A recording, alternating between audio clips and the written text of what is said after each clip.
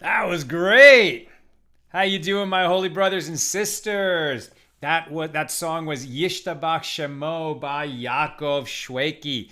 How are you guys doing? Are you ready to finish chapter 1 of Tractate Eruvin? With God's help, we're going to do that tonight. Let's light up the darkness. There it is.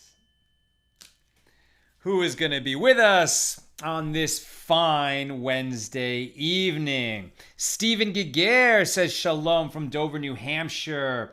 Gwen Strong, good evening from Michigan. Yehudit Sobel from Florence, South Carolina. Sandy McMurray says Michigan is in the house.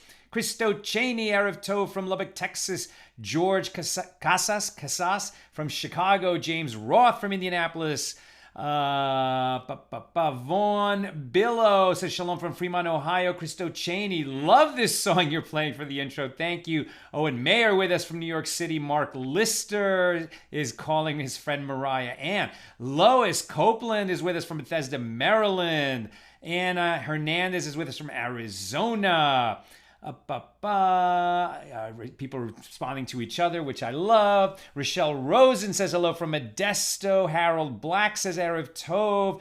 Joe Borenstein is with us from Kalamazoo, Michigan. Eleonora Tamara Gross is with us from Tewksbury, United Kingdom. It must be late over there.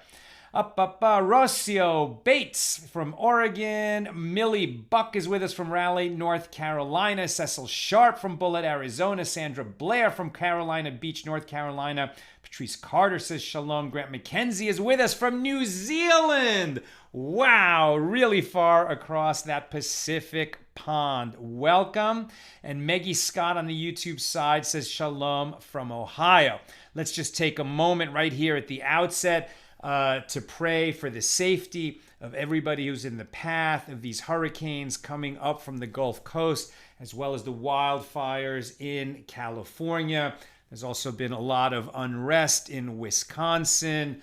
May everybody be safe, and we should only hear good news. Okay. We are, with God's help, completing chapter 1 of Tractate Eruvin, the third volume of the Talmud. We're on Daf Yud Zayin, page 17. So we'll be finishing our discussion of Mishnah number 7 and begin and close our discussion of Mishnah number 8.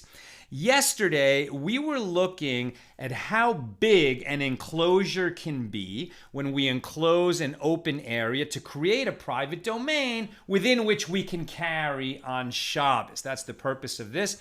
And we see there's lots of different mechanisms by which we can create an area where it's going to be permitted to carry on Shabbos.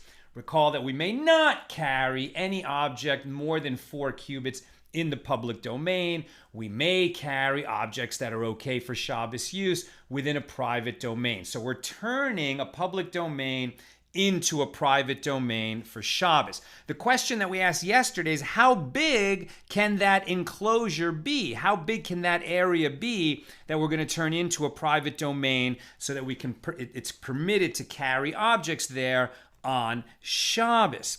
So what we saw was, if there are 3 or more people who make an enclosure so that they can carry on Shabbos, that area can be as large as they need. If that area is over 6 base sa, so 6 base sa, one person or 2 people can combine to make an area that's up to 2 base sa. What is 2 base sa? It's about 5,000 cubits. It's square cubits, 5,000 square cubits. It's the area of land that you need in order to grow 2 measures of grain. It's the same area of space, the same area of land as was used in the courtyard of the tabernacle when the children of Israel were wandering in the wilderness. So 1 or 2 people can have up to 2 besa. 3 or more people assume the legal status of a caravan, and they can use as much land as they need. The key is what they need. They can't just make a huge enclosure that they don't need. So if their enclosure, which is more than 6 besa, so 3 people, they get 2 besa each. So now 3 people can have 6 besa or more, as much as they need. But if their enclosure includes within it the area that one person would use, right, 2 besa, about 5,000 square cubits, about 100 feet by 100 feet, 30 meters by 30 meters. If their enclosure includes within it an area large enough for one person, for their Shabbos private domain, that is unused, vacant, it means they enclose too much, and it's going to render the whole enclosure invalid. No one can carry anywhere within that whole enclosure on Shabbos, even if it has the partitions around the outside constructed correctly. Still, no one can carry there because they enclosed too much. What does unused mean? What does vacant mean? Here on this page, we see that we're told that it means no utensils. There are no utensils there. So it really means unused. It doesn't mean that they're not walking through it. It means that they have no need for it. They're not keeping anything there.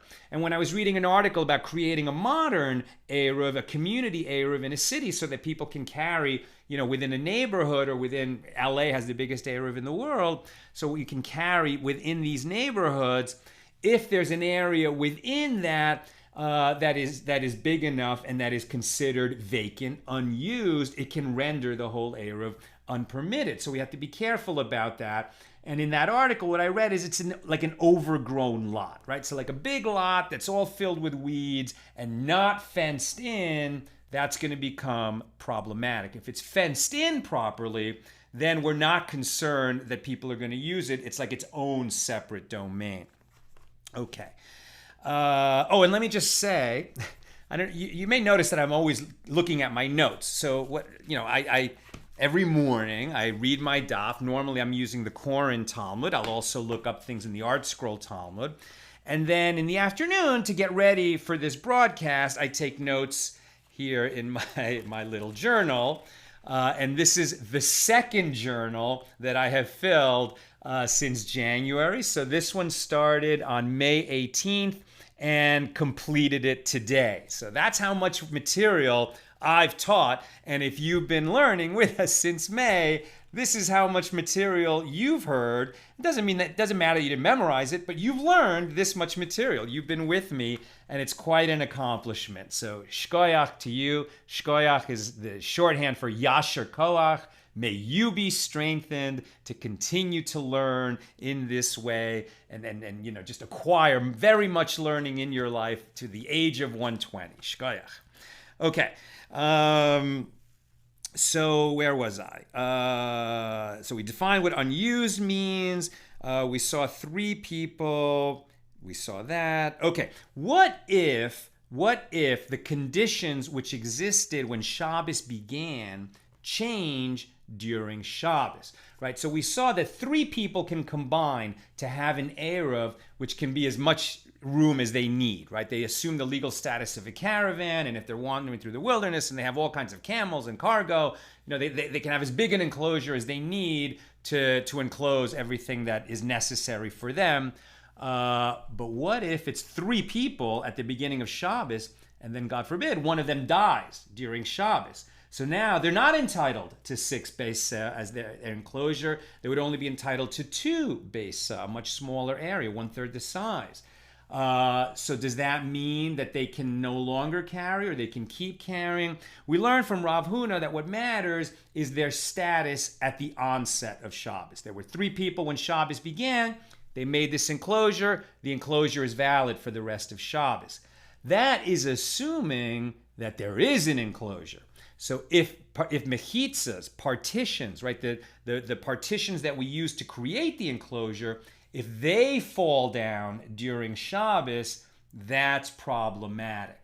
I think if I'm not addressing here what happens with a community eiruv if it happens to break during Shabbos and we hear about it, or we don't hear about it and we find out afterward. Was that an unwitting transgression?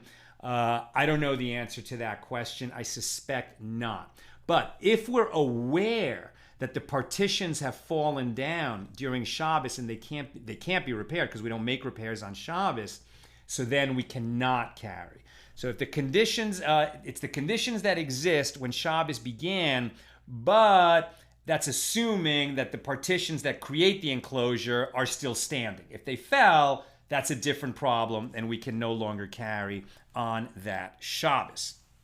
Okay, that's the end of our discussion of Mishnah number 7, and now we come to the last Mishnah of chapter 1. It's very interesting. It's going to be related to the topic of eiruv, as we'll see, but only loosely. And we're going to get some very interesting teachings out of this.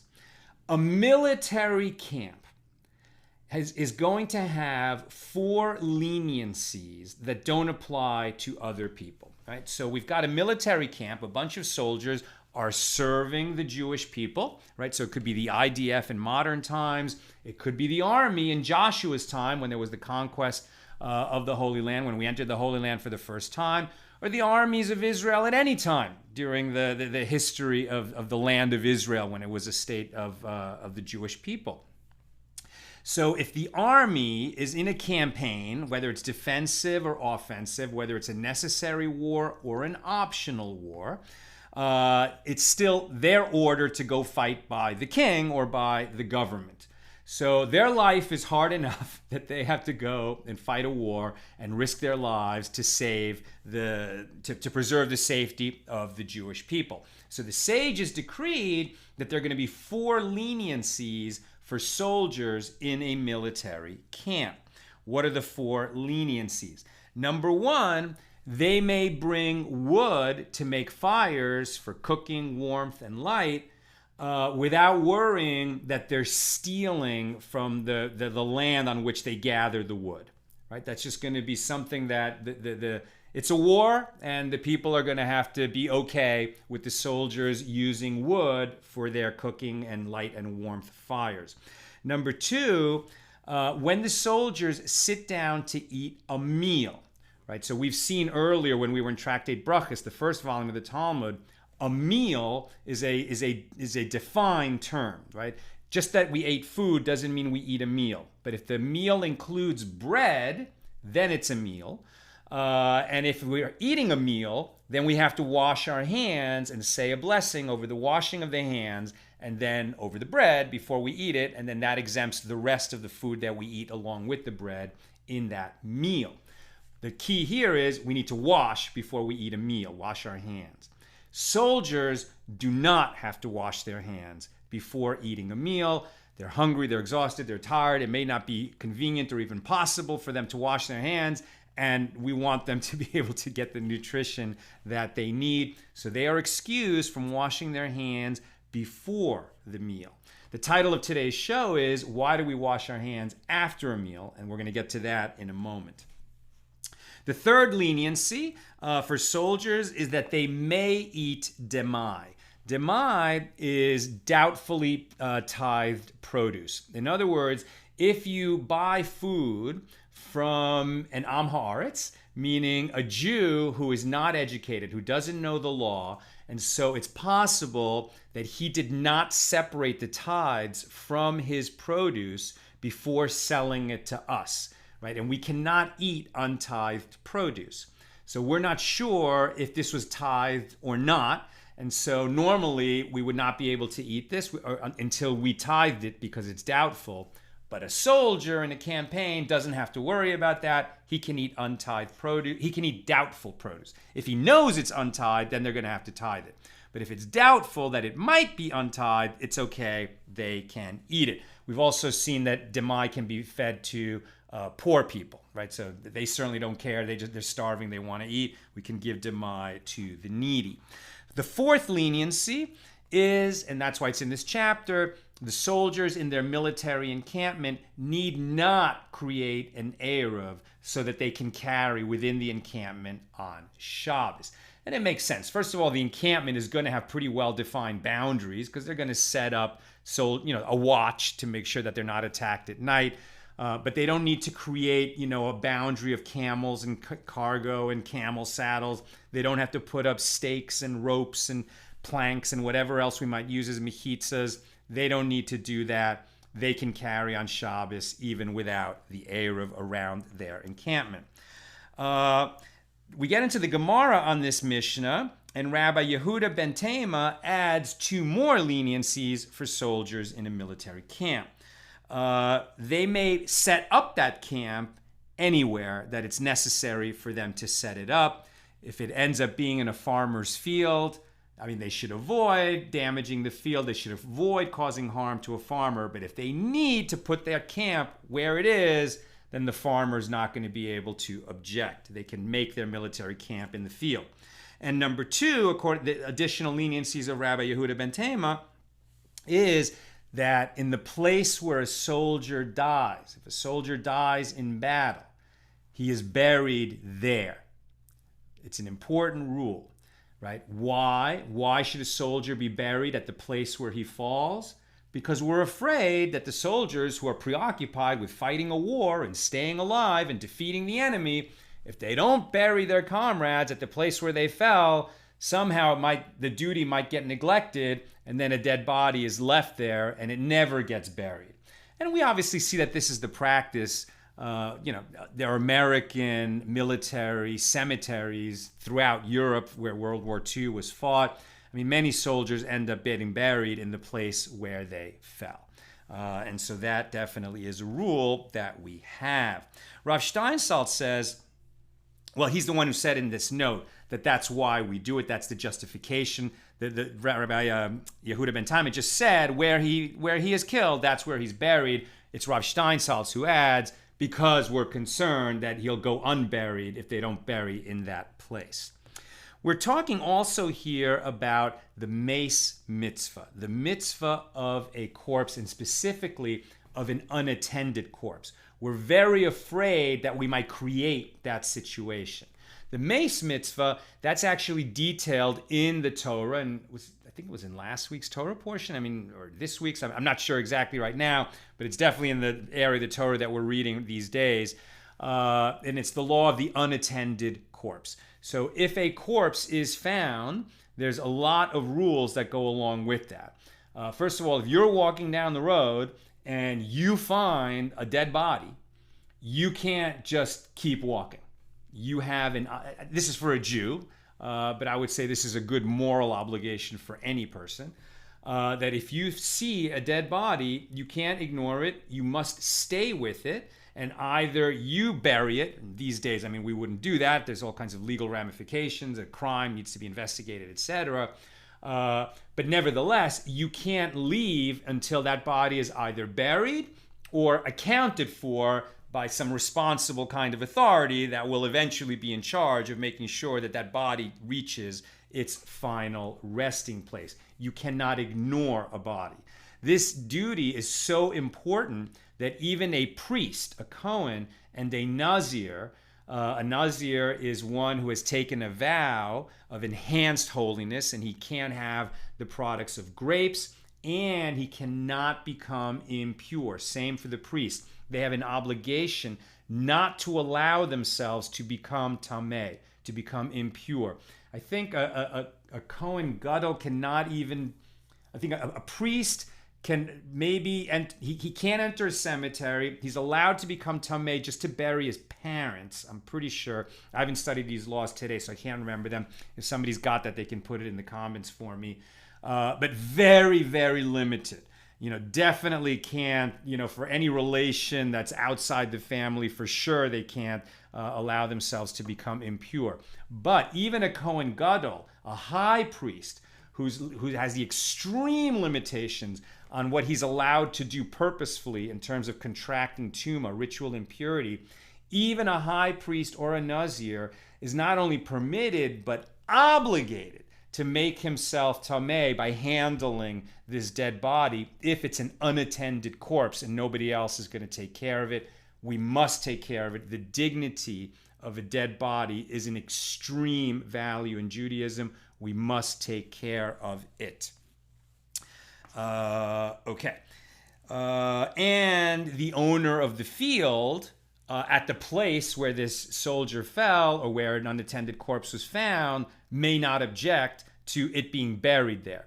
If we have a choice between a field that's just lying, fallow, unattended, uncultivated, and another field that was plowed, Okay, so, they're pretty much around the same distance, approximately the same distance. So then we should choose the uncultivated field so that we don't put the farmer out. Or if there's a field that's plowed and another one that is sown, in other words, they've already planted seed in one of those fields, okay, so then we should bury the body in the field that's plowed rather than the one that's already planted.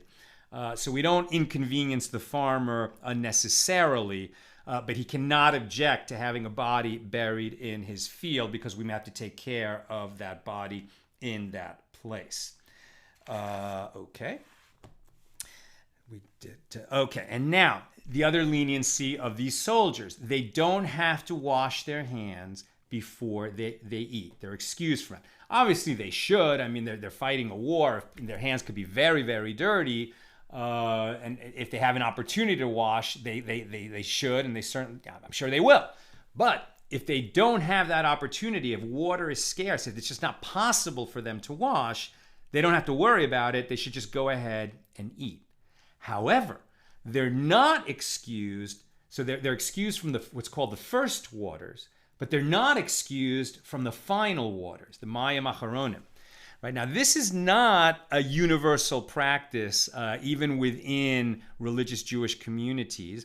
But in some communities, certainly the Hasidic community that I live in, the mayim acharonim is important. Right, so after a meal, we're going to do a hand washing of our fingers after eating.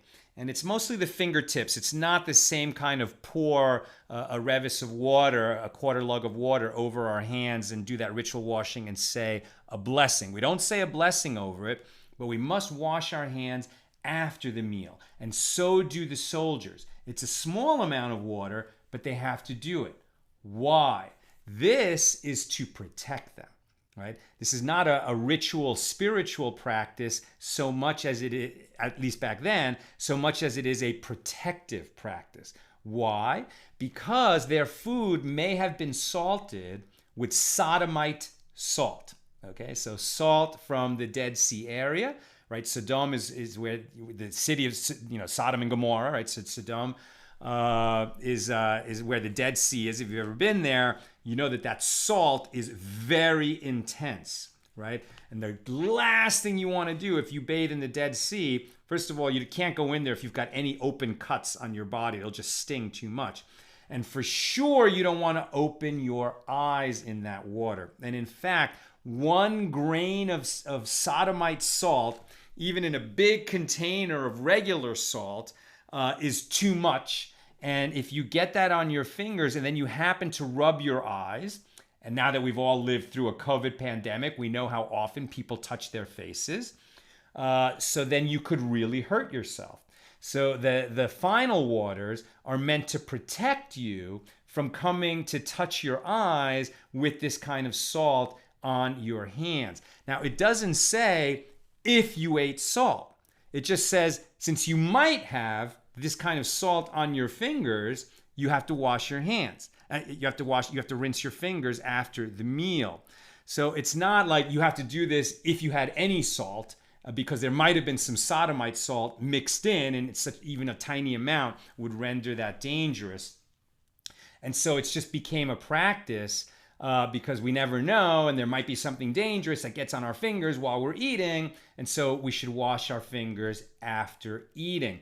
And what's nice about this is since we don't really worry anymore that we're going to get Sodomite salt within the salt that we use to season our food, and nevertheless, in more stringent circles, people still definitely do wash their hands after the meal, so it has acquired a spiritual value. What is the spiritual value? I mean, it's very much the same reasoning as why we protect our health on a spiritual level. Right? We want to protect our soul, and that's why we pray and we give charity and we talk to God and we do mitzvahs, and these are all things that protect our souls. But we also want to protect our body because our body was given to us so that our soul can ride around in this world and be safe. Our bodies are a gift to us from God, and it is our obligation to take care of them.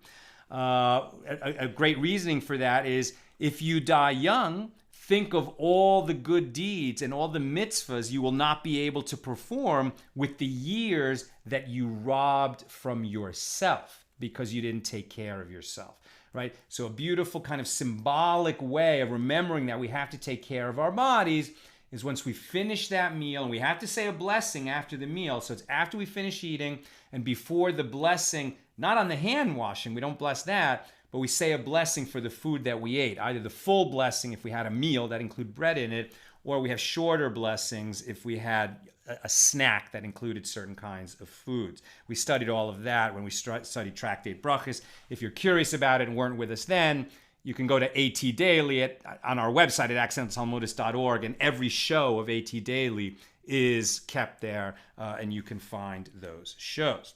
Okay, so the soldiers, they don't have to wash before, they do have to wash after, the final waters. And lastly, it's a leniency for the soldiers that they don't, and I'm coming to the end, so if you have a question, put it in the comments now, and Nina will slip that to me. So it's a leniency for the soldiers that they don't have to create an eiruv around the enclosure of their military camp.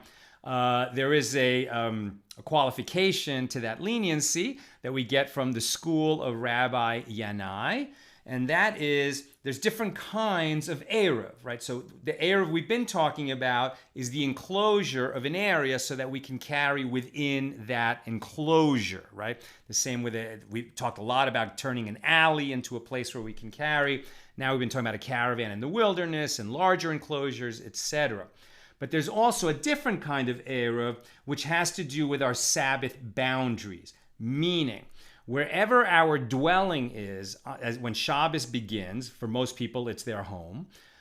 So then on Shabbos, you can only walk 2,000 cubits from your home. Now this assumes that you're not within the other kind of eiruv, an enclosure, right? So you can walk anywhere within the whole eiruv that's a community eiruv, but then that's an eiruv for carrying. Now once you reach the edge of that eiruv, if you want to keep walking, you can't carry, but you can keep walking, but there's a limit. You can only walk another 2,000 cubits beyond where your dwelling is established. So your dwelling is expanded if there's a community eiruv, otherwise it's where your home is, and it's like a circle around that home, 2,000 cubits in any direction. If you need to go to your friend's house who lives 3,000 cubits away, you're not going to be able to go to him on Shabbos unless you make an arrangement before Shabbos begins where you're going to change where your dwelling is. You're going to wake up in your house, but what you're going to do is you're going to stash a little basket of food somewhere between your house and your friend's house. And so that's going to count as your dwelling for Shabbos. And now it's like you can walk 1,000 cubits to where you created that Sabbath dwelling with the basket of food, and another 2,000 cubits beyond that, and so you can get to your friend's house that you couldn't have otherwise. That kind of eiruv, joining the Sabbath boundaries, the soldiers are not excused from, right? So, I mean, listen, they may be forced to march on Shabbos, hopefully not, hopefully it doesn't happen, but we're not talking about that. But if they're going to rest on Shabbos, they're going to have a Shabbos encampment, but for some reason they want to, within the laws of Shabbos, walk 3,000 cubits, that kind of eiruv they still would have to create for that kind of walking on Shabbos. Okay, that brings us to the end of chapter 1. And just a quick review, during chapter 1, we spent a lot of time talking about alleyways, the private lanes that join courtyards in the way people used to live in Talmudic times, let's say. And we saw that where really the truth is that an enclosure that has its 3 of its 4 sides standing, it is a private domain and you can carry there. But the sages ruled, no, you can't, because people were getting confused and they would come to carry out in the public domain. So we adjusted 3-sided alleyways so that people could carry there between the courtyards of their own and their neighbors.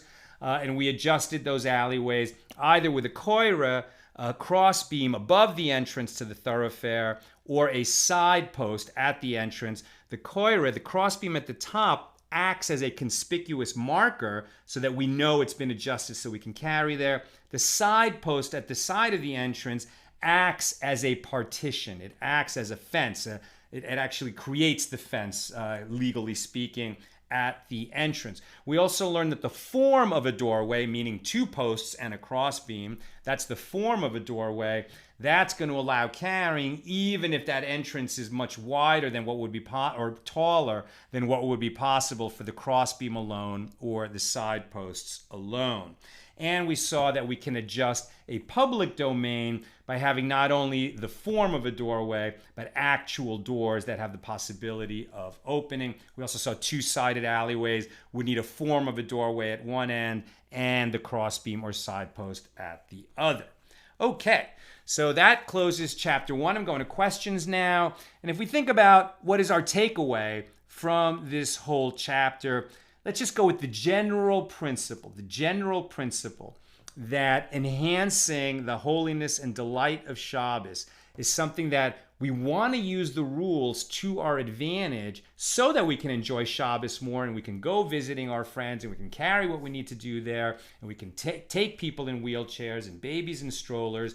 But it's going to take mindfulness in order to transform our space, to adjust our space so that holiness will be possible there on Shabbos. Okay, let me see if you've got questions or comments. Vaughn Billow. So, having to do with unused space within an enclosed space. Let's take a large city with vacant lots and buildings. How does this play in? It plays in. It definitely plays in.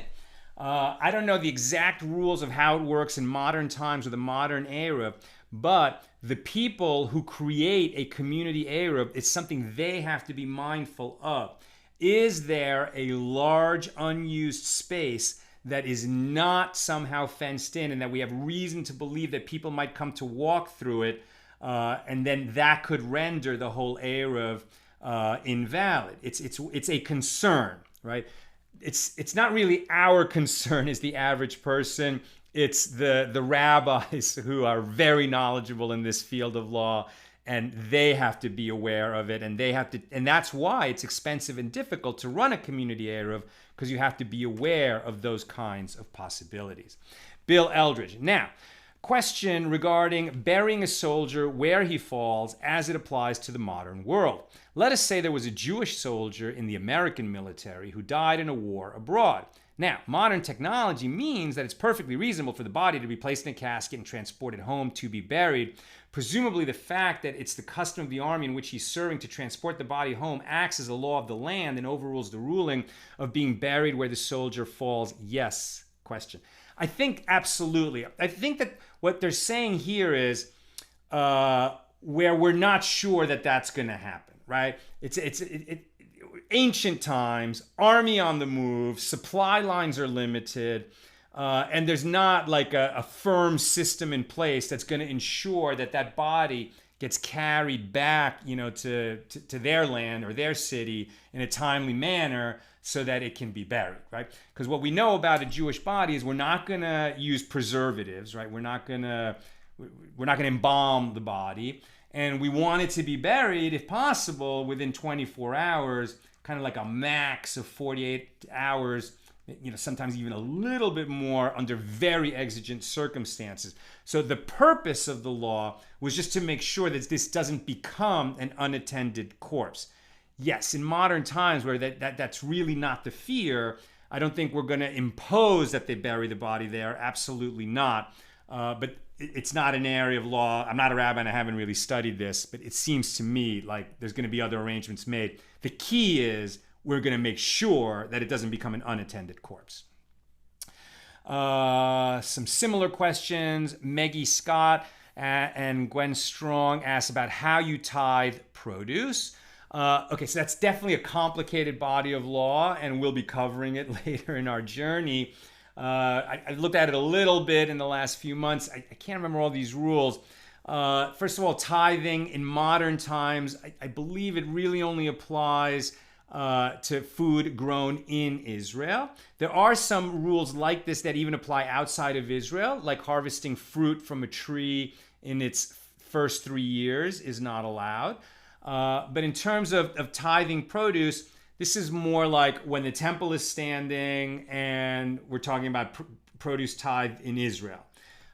These days, tithing is accomplished a little bit differently. We set a little bit apart, and then we can sort of transfer that value to a very small coin, and then we deal with the coin.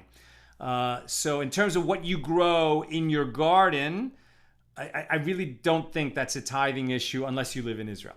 But definitely these questions are easy to find information on it if you just Google halacha tithing produce, and you'll start to see some rules right away. Michael Botek, wait, did you say they are obligated to wash after the meal, but not before? Yes, you must have asked that at the beginning, but I've definitely explained it. The soldiers, we are obligated to wash before a meal and after the meal. Soldiers are not obligated to wash before the meal because it may not be possible and they're starving and we don't want to put them out.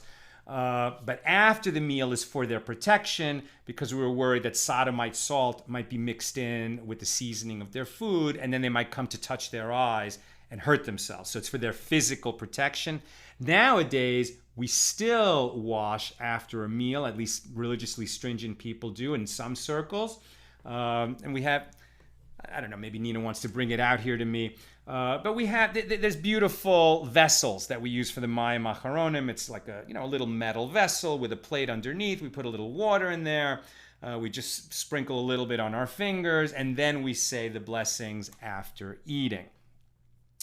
Neil, so this new kind of boundary eiruv is just how far you can walk, but has nothing to do with carrying like the partition type. Exactly. It has to do with your Sabbath boundaries. And we saw on this page in the notes that there's even some disagreement among the sages about how far. No, that's not the one. The one in the dining room that has a bowl underneath it. Yeah. What was I saying? Oh, how far you can walk on Shabbos. Like I've always heard that as 2,000 cubits. It's like around whatever your community eiruv is, or let's just say there's not a community eiruv. Okay, so it's your private property. If you're in a city, you can go out to the walls of the city and then beyond. But let's say you have a house in the country. Okay, so now you can only walk from your house in the country 2,000 cubits in any direction. But you can move, thank you, what your Sabbath dwelling is. But this has to do with how far you walk. And what we saw here in this discussion is, that's how I've heard it, 2,000 cubits. But Rabbi Akiva seemed to think that it was 12 mil, which is much further. A mil is sort of on the scale of a kilometer. And that you could walk 12 kilometers. But that is not the halacha. Yeah, like here there's a note. Some commentaries understand the Gemara here in terms of Rabbi Akiva's opinion. He maintains that overstepping the Shabbos boundary is indeed prohibited by Torah law, but the limit of Torah law is 12 mil from the edge of town. This mil is a Roman measurement. I think generally, I'm not really ready to talk about this today, but generally speaking, it's 2,000 cubits in any direction from your home. But if you're in a city, you can walk around that city. If you're in a community area, you can certainly walk around that, where you can carry and then beyond. But really, you can walk anywhere in your city. It's when you get to the edge of the city, then it's another 2,000 cubits.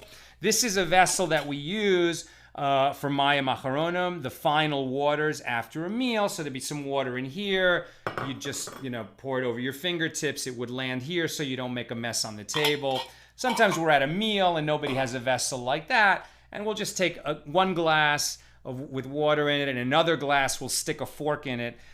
So we pour from the water glass into the one that has a fork in it. Why is the fork there? So that nobody else should be confused that we washed our fingertips, and that's the runoff of that water. And finally, Maggie Scott asks, so I'm interested how anyone with these distance laws would be able to attend a synagogue or church unless this only pertains to walking and not riding on some sort of transportation. Right, so first of all, we're talking about Shabbos here. So traditional Jews, right, these days you would say Orthodox Jews, will not get into a car on Shabbos. So it really is walking. It's how far they can walk because they won't ride. Some people will permit riding on a kick scooter because it's such a simple mechanical device that nothing can break. Most opinions will prohibit riding a bicycle on Shabbos because it can so easily, something could happen, it could break, and then you'd end up pushing it to your destination, and so you'd be carrying the bicycle. So, there are Jews, obviously, who drive. I used to be one of them who drive on Shabbos. We used to only drive to synagogue, but that's when we were more, first in the Reform synagogue and then in a conservative synagogue, and those movements permit that. But halachically, no, we only walk, and that's why these walking limits exist. Okay, so that's what I've got for us today. With God's help, we'll be together tomorrow at the regular time, so Thursday at 6 p.m. Pacific, and we'll open our discussion of Chapter 2 in Tractate Eruvin, the third volume of the Talmud. I hope you learned something of value today, and you'll be with us again